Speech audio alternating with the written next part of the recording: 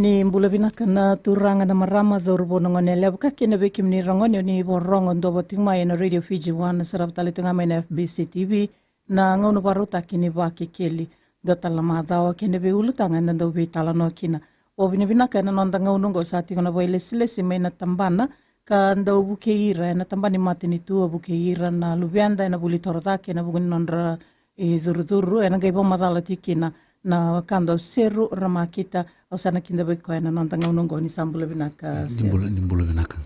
naka na rerendo maka muni sana bo madala mandanga na bukuni ni no mundo tambana na kiana venga rabi me rao kina beira na itumbutumbu ke ira na ngoni buli erando boti me nanda ngaunungo na rongoda ki na matata ni vika rani na ba tasereka na nanda ngauna naka ni bolo me nakatal na nanda na singile una ni kwa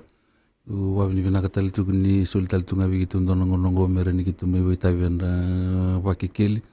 ene kena warara mate gitu ngana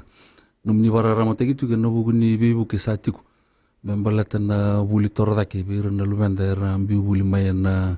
ambaki sauti kina bi ambaki sautiani wakina irera sa buli tumandanga na bi kun buli torda ke kan dendre tu na kena somi na idur non buli balatan na dendre mbaka ba labo sena roka ba labo nda tu kina na itumtumba na tambana ni vingara vingo na tertiary scholarship loans board matata tu na kena te utegima na ronondo lutin kava nangona kade bakina na itu tu bela pa kade bakina na lili ni maten tu na rono dolutin kaba te utikina na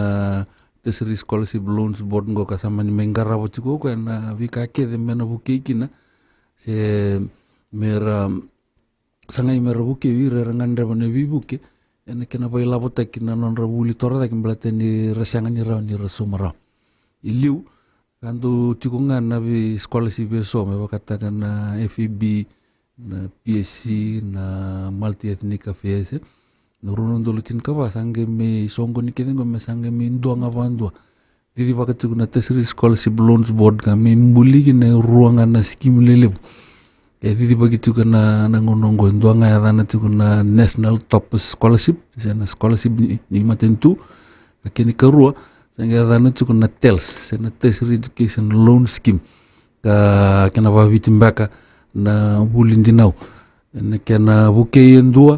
me somino no na idur ni buli kena bika ngandra mai ka umani tu kana na TELS tan ke no neta bitu ko ngone na kena susumilesu ngone sa dakadakin na balebu seru na eba madala ndarunga leb mandangani matai na topas ara mandangani eba matata kana bengarabi ka odei enganitira merana se merabuke ena bukuni topas na national top scholarship ngo batamba kindo tuguna onan raw tolu sanga bul ngone kara raw makalele mai na yambaki ni bitorongi bakata ngona irna meranding tegna national top ni ronon dolutin kawalu enanding tegna me beira fomu bitu se beira bada bara tuguna non foundation na ronon dolutin kabitu ending tigi mekina na onan raw tolu sanga bulungo na onan raw tolu sanga bulungo tu bani mai na non raw ka sange lureme ko makale bundundua me ada pasar na ka onan raw tolu sanga bulungo ka onan ningoni na kena rank tigi tu me ada bangana ka onan raw tolu sanga bulungo ne sada baikana na nitu ding ca sange lurai na perkara merending ita ka men ngone na perkara merending ita ka men ngone mending tekna mai wana program ka watoka itu kuna priority areas ni matentu ebe tin ka rotu kuna priority areas ni matentu na field ni priority areas ndo kuna tourism na infrastructure na mining and milling medicine and health agriculture fisheries and forestry technology na social science environment marine science land town planning commerce na education sana tambani buli kena vida na area ngo ya sanga tuna kena degree la wala tukunga na diploma kena certificate wakata na marine studies nautical science and engineering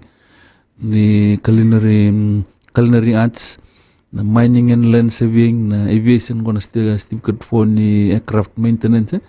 na early childhood education tapa na kaberto na university ni sa to so gitu ngo sa to tungo na degree level early childhood education na forensic science watiki na fashion go kede na priority areas ni matentu ko nge daka kina na ndingi ni onan raw tol sanga bulngo na we field kede ngo ko tin karwa na field sa kade baka tumanda itunga ni wil ni ngon reni torkin tunga ni wil reni tori wana tourism tunga ni wil iya kembal na onan raw tol sanga bula er ndingi tek tume pa na we wase matela laya ngona nga sa tao kede kina na tin karwa na field sa da batalanga kya na binding itaki membalata na national top na balebu nyo ni ba madalatiko na buku ni kaya na rono ndolutini kawalu rending itaki mekina na ngone errawa kaya na rono ndolutini kabitu kaya manda ke bakay boti ko irana sa do na ono na rautul sanga bulu karabo may na ngone errawa ni rato manatale na buku ni kenale biutale na edandra na ngona bemba kitarab naka na scholarship ngo ba tambikin do saranga ba na mbagina sing rotel ningi to soital na ya kin na mbagitara na binding ta ke ba tambikin do saranga ba na mbagina rabiturun kina ding ta gir no non rotul sangul na merna di ba kana ron dolutin kawol endo nanding ita ka klani sa ando na tubaira na ono nan rotul sangul en na be sai biti todo ko tarai mekin na menangai boy wili ta kino ono nan rotul sangul so ni ba matatang mandane tikina nakana ba wili ta ke cukungan na kota mbaka na kena dan babalang sende wili pakatakan na medical cukuna donan raw bitsang bul ka lima na wili reni solivir na filungo ni medicine and health wili kina buli wai na battle of oral health bibin donan raw bitsang bul ka lima tumbatayan dona priority relevant ni matentu yo nanguna kitu saya bakin donan raw bitsang bul ka lima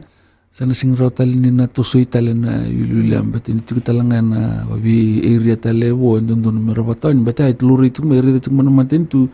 ningan rabat juga ko ire rabak kurui nabi tambanong ko bat ini sangat juga bikin da ire rabak kurui tu nabi ngarabi ni bi tambanong ko libro do batarong tu maybe da dapat tu nan mundo cut off marks na yala ni makara nabi priority area kede nabi program kede satungan nonra cut off mark men nabi university watarna buli bunuai o FNU ko na cut off mark ko be tulna CV tu na tulna roba sanga bulu out of 100 university tu talangan na cut off mark ko be tulna raw kina tulna ro sanga bulu tal tungan na cut off ko yo oke tu na tambanan ni scholarship sangat tunin do na cut off itu begitu itu zaga ngamai wana kai Suleiman na university kina kara rawat tambe nongone na bale besar seru ndar ngai ngol talen na buniti kinongor damandan da zengwe na ngone ni bakkel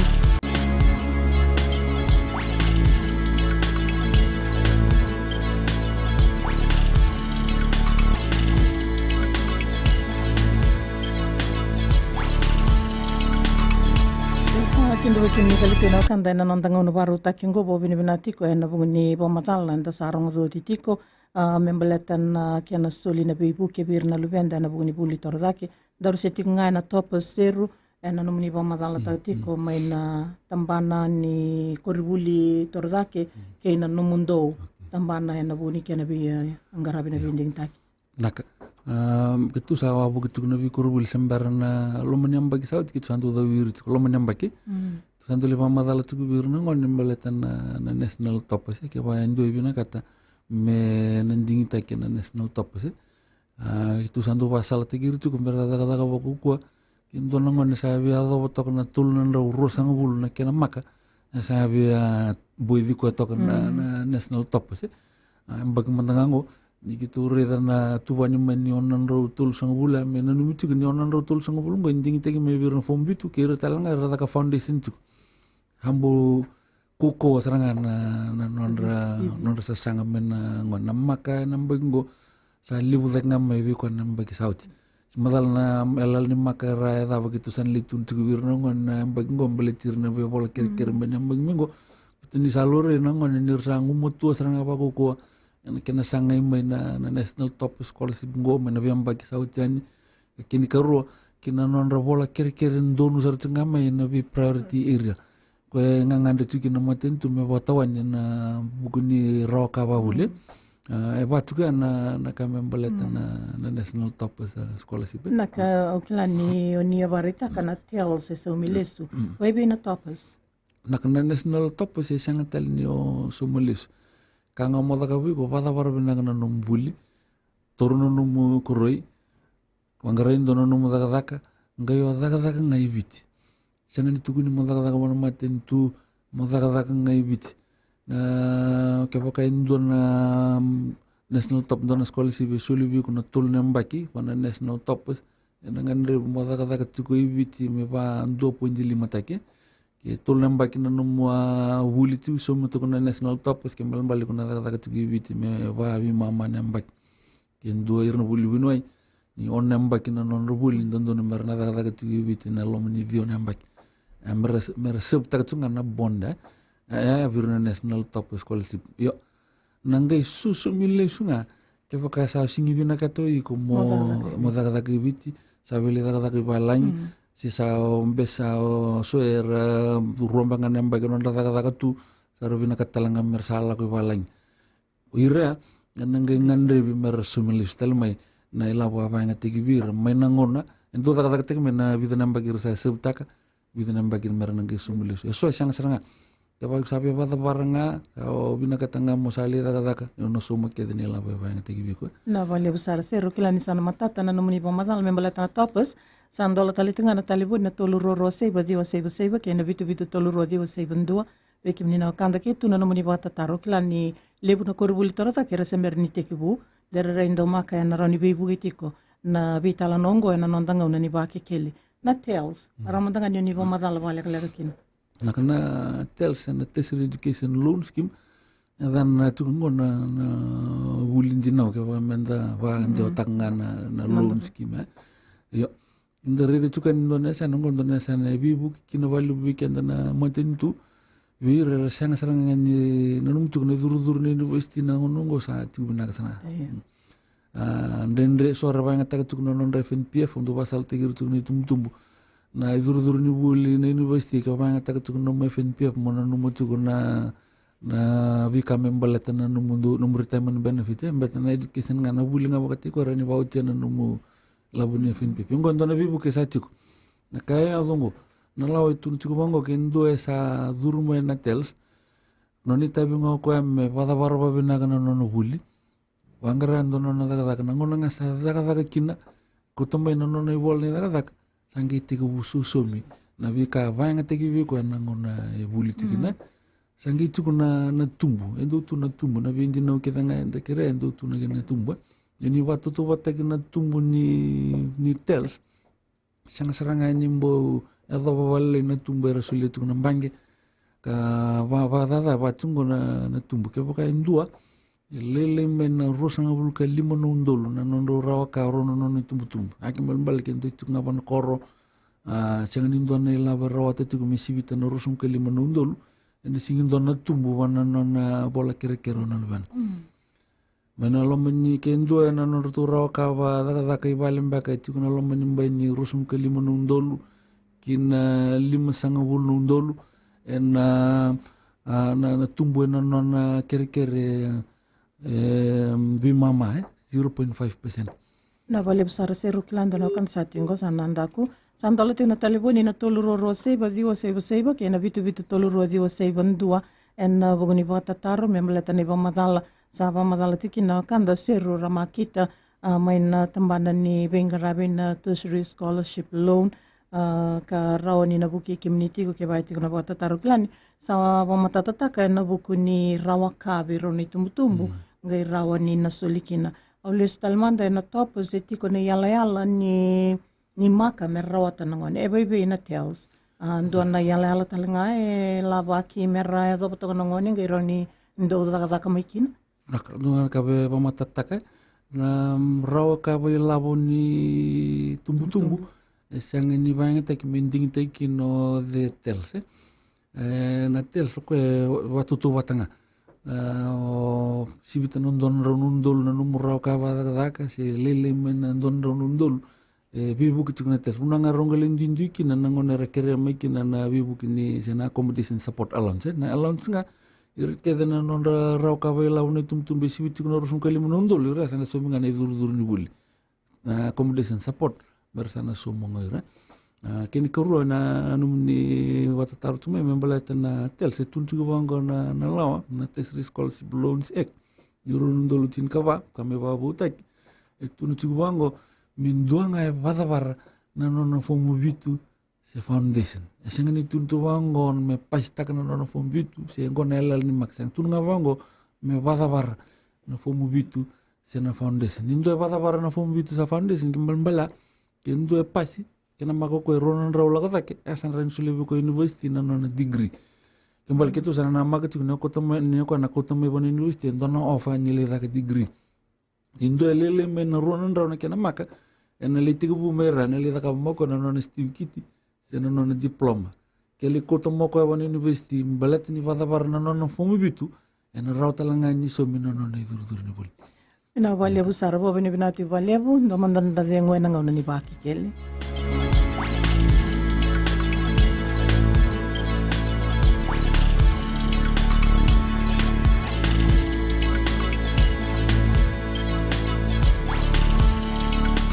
sabi kinda bagita liti kana nandanga unu baruta kini baki kele bina valia bu sarana ibo madala anda sarunga de tinda no kanda satingo sambula bina kana ngona ni baki kele ini sambula ya resa litan lo kando ya na wakata taro membeleta na tels na bibu ke sulitu na matini tu nimbula binaka Dona ba taro nunggu ya ni bata tar mai nangai kiri tali tinga bikim ni na kanda kira ni na bolele tegi sombutongan na numuni walesi rani buki ana kena rongo di binaka na numuni taro wana nonda bulang indo kai sambula binaka ni taro sarmanda mai na kang nunggu dorubu sabatare me duru na university ya semberindo chukuna ausina numutunga mono somo vena nunggu FMPF sabatare itu me bula mengo me satigo bukin do nunggu batar tu betu rani dono rto bi buki beo na boleh besar na wata taro nakasa na kena pamadalo sambit juga na buku ni telse ke bukan ngain dua sa pada barang nono fombit na telse rutu ngana kali itu kina dua na dana tuk na tels new go ir kede ra fomu bitu se ra foundation mai na runun dolu tin kan dua kala kumai irungo rawa ketuku na tels new bal ken dua fomu bitu mandangan bagi satu runun dolu tin ka bitur keda sa duru tu kana skim ni tels new sangi tuku endo adana tuku na tels existing ko irana fomu bitu sera foundation taundaku irono ndolu tin kandua ya dona program marasa sangat tuku mai rada ka tuku mai sangai singi bau cerau tuku batani singi ndo tuna ne sa sangna ila mena bukir kina irungo ren rabuke na tels existing sangi tuku so ko ra fomu ononga irno fomu ono erona ka ndondo merwada kapan dua inir sa sang ni beli fomu bitu kembal bala ersa be pare ta ketuk mai ni sa tugu wirne la mersa somonga irno ridur ni foundation in university tana tamban nongo singi somon foundation singa tala ni somon dona breeding unit ambet sa juga na free education ni fomu bitu ko toto watu ngani ndole foundation mai mbal ke sa beli foundation nga ya sana somonga ko bakati ko ke basanga Bia bina katoko me duru me na tels me pada para mandoko enton program ni Steve Kiti level me soma saranga morto na Steve Kiti level sa pada para na Steve Kiti level ge bola ker me na level taraba na diploma lago na degree sarani soma tuku na tels betana law ni tels ko me na soma tuku na idur buke tuku endo me ada bani le rawato kana mateni na degree ena be buki tuku na tels bina boleh besar bina boleh bata taro bina boleh buseru na kena zingomiti kona ibang matala membaleta na bebuke na kena solitiko na bebuke ni matini tu birna luvenda lesunga buana bekanda runga itaru tingmoya kembambale kebaka ngandre boko ni sa bandonu yongone mai na university bina bonua rau ni laki bale fomukina na bika esoe na numi me kautigo yani me rawa ningale bale weni kinen dono fomu membaleta na tial suwana luben Naka na nitu bol endo itu na rongo mati house me lambasa ke bakani bolekin ni ngolangai lambasa na bol nya sana lutok na rongo bunda house botiki sumongo na non ravale na bol na nasi na 26 McGregor Road sa tiku kina na bola ker ni rani nangali bala wana talanga kina ke pai singin done bola ker itu wikimnya na kanga me baru tiki tugan belatana nitu wingara begitu tungan dera pasaran nangon nga ni kinongon na singa batunga masa tur talanga kino kono na confirmation sa ibandi ni nabuki ko na maten tu ko tu juga no kana kana maka kona na notice ni kana maka ko me wana tamada ni buli sa me wana no kurni buli na no bol ni sudu dan non tin leta se joint card mbaka photocopy tek mai nge certified taki na nonru tuku ni rawa ka vela borono tumbu sena payslip ke baka sanga ni daga tukoro ni tumbu dengan ribe merona vale na mendo na statutory declaration ka banjin jina ta ka ndona JP dona ndore buli dona tal ni song lotu na audio se roko ngome bara rota ngana na kena be grave mai na be bolongo mai na be buno seranga o ngakina lu nango na rawadi di butuk na GP ranggela ko sartu belum ni tahu ni sang satu bolak nganggo rokok tinggo dio tukune tal song lutu ira rani ra kapatal ngana statutory declaration ko karawan jinin ti kimni mai kina babaka so tunu cukup sangi cukup na karan tu kere men nangon na accommodation support allowance ko ran rabu kikina go wilikina na wondo cinkeli $6 na madao na durimburi ke bakar bina katemerle durimburi mer ko temen don bol ni bibandi tegeni sando non rumwe so er bina katanga mer rende ke bobe rende yo mako temen don bol ni bindindina ti watiki ko ni to kini vale sena tenen en len no agreement me boleh me bi ko ka kuni boleh bi ndotal me boleh seranga me bi ngwane ko li buli ronge ko to bandondo no virtu na tamban ndo komuni bada se virtu na Fiji Revenue Customs and Services na se melaki stamba tegi mai na stamba so mi keni sa utu ke $9 vandi tekina ni vale ko toro juga sa register tu somutal tunga ko no ne bada na tamban ndo komuni bada sa wando ni talanga mena so mi na rendi kai na rende kena vete daki rani so mi tu ko na rende ronan raul $5.5 dona bola sangi tu na total na allowance adana tu na incidental and stationary allowance ami bibu kena bola sana kena boleh so ne ala ya rota ni $5 dona semester kana kakida umani kida tu wana dona na allowance adana tu na accommodation support allowance mendo qualify se rauni turi allowance rono no itu tumbu na nondo raw ka velabo melele itu mai na rosanga bul $5 kin karo ba mi bite kital tunga na accommodation support scheme go ana no mitiki na irana nonda rambuta mai na viena rambuta mai na vidolo merme wuli wala katane university ka sangani bina kati merme tu warrab bendona ka kituri de tu ni tu bol lebna ngoner me tu warrabi se matenga ni madawa se rakawite gitu kan lo meni bu baler tiki na mlat mbangani se lebuni talno bina ka kumen kor se lebuna ka rakutumai sa tosungan madaw ni buli sa sing dona kamba ka rasulili su kana bu baler ndina ni rabi wakanya ngambi bitu na nakautu tu ngombe tama na kaya tu geli kaw no ka bitu madaw usan so ta virtual tu ni sandre ke kata ta kitela ni bikitu merle barita kina ni sambi utani mena bu baler tiki na betang dona ka rasulili na vale usara seru na vale bune ba madala ndona kanda sa tingoni sambula bina kana ngoni ba kikeli iya ni bulu binaka namni ba tataro ngoni tini iba kikeli ando tal mandan nda dengo na ngoni ba kikeli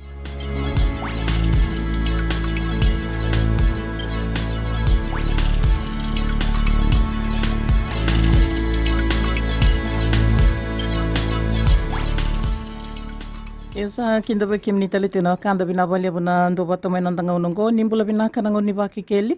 iya ni sambulu binaka namni ba tataro andero batataro me baleta na allowance mingone na nungu monele sa truna no tel sulo mingo sa tiki bunga na pulisa soli batakate na allowance na ngai zakata ngai allowance Rindo mandana kena bata taru kia se. Na non ra allowance na ngone ke tu kila tungo na bule tiga bune ka limni singa ni bule Februari. Yo. Sa kiri bir na ngon sara ngo mer sa tiga bu enroll sera register tak na non ra unit bana university ra buli tukina. Na program da berbina da ka betuke to USP bana unit kena lebu todo ko mer da ka but. Bato kitu na da tunga mada mingo sa tiga bu sar tunga na mada ngo. Tu sabi tar tu tu university menge moni tsmala mo ke tu sa ba ko to ki tu ngona dan ke dan ngone ki tu sa sulia na bi wandu ni me bu ke hotels do wandi tak mo mai ser sa register tak na non unit siang sanang tu ko na me bi ki to university yo kan go sa register tak na non unit ngona libu ni unit register ki no ko na ngona sanga suli mikina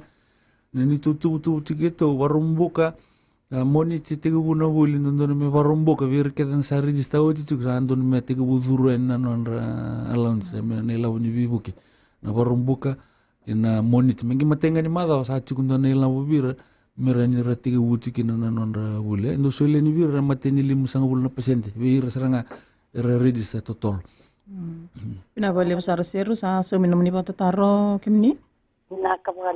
Na balevu ndalo tena taleboni na tolu roro sebo dio sebo kena bitu tolu ro dio sebo ndua wabene bina ni tigo saranga na boy lesi ninda mana mata tigo ni na tigo buta kini buli ena ndo maka na nomoni bota tarumingo mero ni bukir na lubenda era sabaru duruma ya ni na buli tordake ni sambula bina kana ngoni baki keli iya ni mbula bina ka ndo sa tingana taro kuna program kindo warata chungori kuatala ko santolo mo ni naratumara campus mo na balevu sara na balevu na bata taro to mandanga na bata taro yan do talo kanda tingo nimbula binaka na ngoni baki keli yo andu binaka nai andu ando bulang do kai ko taro ngai na lawa ni kango ke ti usar kalibini sina ana se to go sarro ni lo kilo na lo ko ino tels talo poleta lo mo investi Pina balevu sara na balevu na bata taro liu mandanga bu ana kanda rumai ra ngai muri torto na kurbuli mai lakiam bayana buni bata taro santonu yo me bi ko ngana karuni taro lago tung mai sandolo chungo me matata chunga bi kendan lini bonu na tel se sindo nangon ne songokina ke bakanga bi me no mo bola kerker ni saut ni karua se ketuli mada tiga bukina ne wasos ni bulan don university kartu sa songa tatalangan university na non tu badurungan sanange dingo mingana no mo bola kerker sanange buke ne wasos ni buli taraba kini karua beratal chunga ni bamadal taga tu go tun chunga ni rotuk na skim le bundonga na tels new don tels existing endo tali chunga ya dana chukuna tels technical college Fiji la na taro mateni taro la chunga ya ndo me bir na technical college ni doanga na ngone rtu sabaduru mona technical college reni somuno ni duru na bibu kini tels atiga busaranga mekya au bina katamo ba matata tu bi kim ni na duru tu technical college batung kon tan tamban ni bule ndore de somu tu gonda ni wasile ni tamata tambu sagane na bul tara nindo duru mana technical college asa turu ko mi kana tel sen na taka mi kino ko na na certificate 3 ni da ba mai na na certificate 1 2 ni da ba mai na certificate 1 2 ke ka bina ka toko me le toso na no buli avenue bata tu na vindi na tamada ni buli batike na avenue mele toso da ke mele da ka no na certificate 3 certificate 4 na bibu ki ni tel sen na toso na no bibu ki kan no na certificate 3 4 ena toso itu me da batala ngani le rawato ko no na degree me bakatak ngain doanga ko pa da me no fombute muri me na buando tuntunga me na kurbuli le rawat sarna no na degree Naru le sumandanga buana wakanda roe tarutu membeleta na technical college e voi be yo ira rangole saramai na mundo bola karati kong bulinga na tulu na bonongo anga me vale fomu me bakata kirto mai lau lo mai biti na ngoni sala za bera ni rana vale fomu kin na ka ortuna technical college vale fomu ngam na nonra kurbuli kitu me lo mani madongo kitana pa ko tukina bana bi technical college ngona nonra bon form na fala sakela tukurtuna ngasni bulili ni bi technical college ke na da me badur to no pa ko teni bir sange non ti tabi ngortu bertu bale na mai na bi tikina ngon sa bertu baro ki na sange ndongan itu bulisli singelak ngai ni mele ridanga sange sain ta mai na bi ka na bi bandu ni ke tembe tan ngonongo ili urani sol tu bertu na bi bandu ni saine ngonongo na vi vanduni ni saini tagini non bon form na kakide sa chuk nga vi kitu mena yada nga vanduni mai na nandun kumuni bata besar tu na fidi revenue customs and services so birna technical college gitu wasal tiki chuk nangon na chuk na madongo no enrollment na mada mengo ni bakus kuseni na vi technical college wala ka vi kimni ni le enroll ni kina na kena daga tekina no ni dur tu sakela chukur tu kurbuli kakitu na daga watiki na virer sabale fom mai virtual na vale usara seru na vale bona tu ni kena matada tikon na be semati ver na tumbu ker na ngoni buli inda bana matiti ne te buni buli tordake be banda bana matiti na bula februari ni sambula binaka na ngoni ba kekeli nambula binaka dolanga na batataro ini batar mai ke bakai dua sa daga chiku gebele toman no buli me daga degree sa daga chubanga sini buli rani vale fomena tel naka ni salah ucuk main tarusanga urut kita le uruna skim membeli tirna daga indo ada cuk na tels public sector employee scheme do na tels private sector employee scheme suara daga cuk ngana non batengin ni roka ba buli na stip kiti na stip kat na diploma rangi bina kata merabuke ni batengin tarap na degree mena no cuk na tels sokara ni buke endo me ada banga na maten no na degree endo daga cuk daga ba maten tu en reni buki ko na tels public sector employee scheme kisang daga ba maten tu ramba gani daga tunga nandol bal kana se daga tugo bonondo na kampanye soer daga tumbanga ngoni sala rabina kata merle daga bondo na non restivi kiti sen dono na diploma tu talanga na bibuka membali tikimni ya nakanga bina kati gumni ko tamay na numni kontaraki meluri sartunga numni kontaraki sana ibola ni bibandi taki mai wi ko na andon bibada tak nyoy ko daga sartunga kunyo resign mo daga sartunga bikimni na daga tuwanga sini buli se daga mamaten tu membalatan na in service live with pay sana live without pay sang ni adika kito na kamu ni na daga takbata mai kiru tu numni tambana numni tamba daga kamambimbi na bibandon ni buni bola tundi na hugni nomni ministry membalatan nomni live with pay na live without pay kito sang ni adika lebron dola kumeran na mitu nito na live with pay live without pay kito sang tu padarongo kito nangon nga sako to mikino mo wala bibando ni buli kito sang mi bukyanga na yudur ni nomni na vale usara seru na vale bona nomni ba tataruti mena kanda ndo talman dazengo na ngone ni ba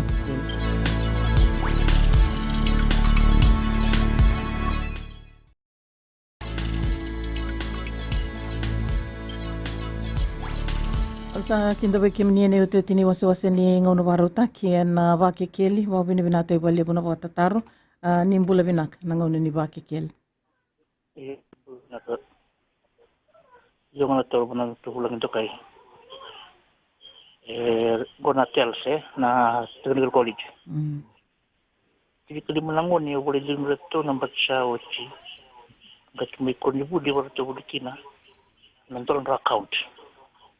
daga ta ki antol ke dan account ga tukun me vera ngalur mikina en tone lawe tunan $2 Melo sabi nanganong ko si Pirinto na kay Zurmay. Na bali besar na bata taro kanyo ni nanggay redo tapaya. Sir. Uno katanga mo matatak betong na kaya Zurmay buno lewe.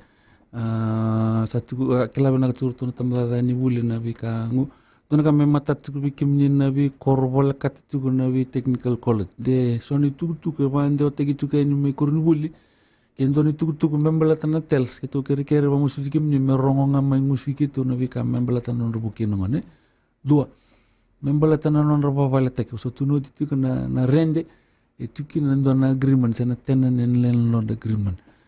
Soko kituri de tungo ni sale babalatek irutuko ninge nanumutik may na tels may na sumay ni bikim ni na ilabo ko ndo lava kisana rende kisanga na tenant and landlord agreement. Ini singa ni so na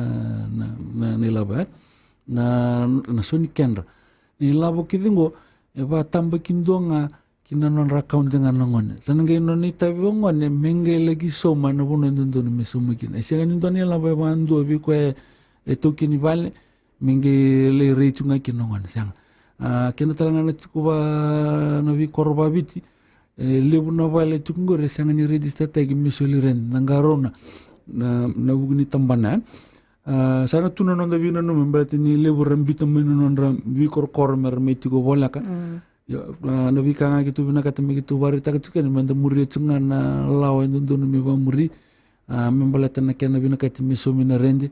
weekend na tiku nondono vale ngele kanye TLTB na tiku nondono vi vandoni na TLTB ni barne sulia na vale amerende taki ndo muri keda ngame nangon sala ndondo ngame muri tiku nela belak ngani virna ngani ngai noni tavi ngani melaka ni vikimni virna mbag sauti ndoni wasili buni ngonya korobola ker mena technical ko da sanga tu mena bank statement sto sendo na bank account lebu na bank account dero suli tu me sanga ni nonra nonra tu na itu butum na ila be vadur mu tunga ni membale ngani kembal na kakke ndo labo ko me bola itu ngane dan ni zure nela be zuru tunga ni enadan sanga tel ni ndo tel nela na ya na zuru ni kina nila vera vina kati na valebu sara seru na valebu na nomni ndo boti me na kanda ke na bota taro sara ni na somiti ko na nandanga unongoni ba kikeli dala viti kina telefoni na toluro ro seba dio seba ke na viti toluro dio seba ndo ni mbula binak na ngona ni iba kikeli mbula bina o vendo changa ngutaro luvengo sambi puli na rondo luchi aba za apa chono na degree in commerce yana mbai sarangango voce etono na unit isana nomo amesaba ote ina no tolo unit na semestango o derambe interview ini test na vale busara tortal mandando nang giringo sana anda ku ramadani somito na bota taro ya mwana tin raka bimbul na rono dolo tin kaba bala sa bebe o titu na fomu bitu na rono dolo tin katolo rani buki ke pakai fomu bitu tu na rono dolo tin katolo ke pakai fomu bitu tu sembara ya sati ko bono rat ko menon dono program ratalangani no buki ban karoni skime dan tu na tel existing nak na bale usar na bale buna bata taro sa andola tina telefoni sa baro da bata litinga na nandanga unongo na vi bana numi mantanga vir nei tumbu kilani le buna ngoni buli rando bata menandanga unongo re satu ruti ko na nonrai bola ni vi bando nui mena kurri buli tolo dake mersana buli kina ya re sento nan renre ti ko membaleta na iduru o bina ni rauni ni na mata tagatingo na nonra tabu ikala o na buguni bale fo munitiaus nak itu kelat juga gitu ni bitu nun dolu wada na ngone rendam beda na bitu ni fumu bitu tulan rawada dera wada rutuk na non foundation ni na numu tigo kim ni kedengo ni sabada barna num ni foundation ni wada barna num ni fumu bitu sara seranga ni buki kim ni na tel na program da banga ni kutamai ngo satu na bibuke sani tu ida tel tu ngi tigo buna mada so tikitu sati bu bangiri tir tel tu ngon begitu tunini wira sabaru tunggu na nomu born from nomu onfaleta akhirnya ngole mai me kota mendo na nomu program me university mo lagi bulikina vidani tumbu era satu pa lakuan sar tun tigir na lubi ngai lutu na fombitu sa na nomu tigu mele repital to be pasal tikim ni mani ka kotel ni polusian donembaki mele repitu ngone sarani ngol saranga mai sinramba kan ni litigo bonan don degree program sarang menangan liti umai nonton certificate program mengi kamar lagi mai nambala pun nona ngono ni buli na rawat apa telang aku na kuringa rawat mendo ke pasi bina kameno fumbi tururin lewat degree batanga ko leka nangon saling muria iko ngo embala bu ya saka cuma wana raw kasaranga sa tigo bikim dona na itum meka ko ngani lelu stal tundon na embaki bai na korsi bale kituri talangan nambagi sa bita nambagi ngona ni tundu bila ka gitu so nongone sartu ngai nokor lutu tunga na fomu bitu so era pas tu na fomu bitu lele ngane ken maka sarman litu nokor kitu sangeli ku tir talmai dua kitu medi ku kotong ngoi tahun sampai sisi wawo gitu ngoi tahun gitu vital notanga uri takana na kai rawat tu mo ko na na fomu bitu mai mani waduru mitos bena kacungon na no bule ni tu mama sunga bikim ni tum ni ka koso ni wa kus tekir na lubenda ko senge yo cingang kono no bitor marasu na kor betana bi bukini matin tu ento na lim sanga wa dia sanga bukalim na million nang dalam bit mo ko me buki kina na nonra na buli tora dakini mani ta satu na keni lavo sa leunong ngongo sa raw ni rodur mekina sange bonga kendani tum na fal nga tikir da kus tekir ni na be university mer lagi turme kinen dona no program rawa kausara mai na ni tu bol. Se bo tungo na madam bala madam mengo ni bari te bo tukuna bul ni kalimu ni singa ni bolo Februari na be university le buke der tu tungo. Bina boleh besar ser, bina boleh bunai tu ko eu tu timba kaningiri bana kantongo nimbula bina kananga ni baki kele. Yan sambulo binata. Nimbula. Now, long enough of an example. Oh, there was another plan to in Dona on the side. And that's the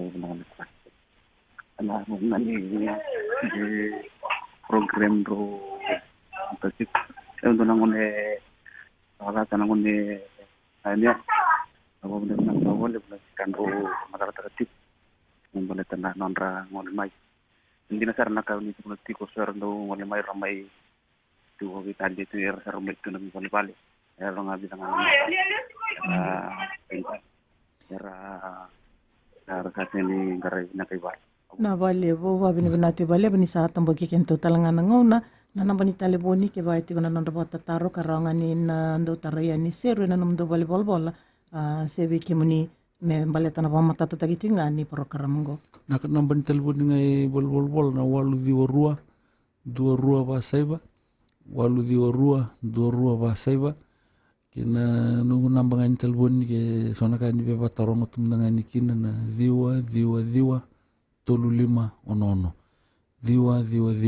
tolu lima ono na boleh besar bo bini binati boleh bo na nantanga unungo na bunga ni puli toro dake na bebu ke ni mate ni tu na tertiary scholarship loan ka sama ipa madalati kina kena boleh selesi seru ramakita sabani ni tu beki menina fomu bitu beki menina sa toro ting mai so na buli na baki sa oti dola bitu na madongo ni kena baru te butu gani na bulo Februari na buli toro dake sana da banandanga ni baki keli me da banandanga no batanga na madao ketumai kalunga ta sa ti ko ni sama demanda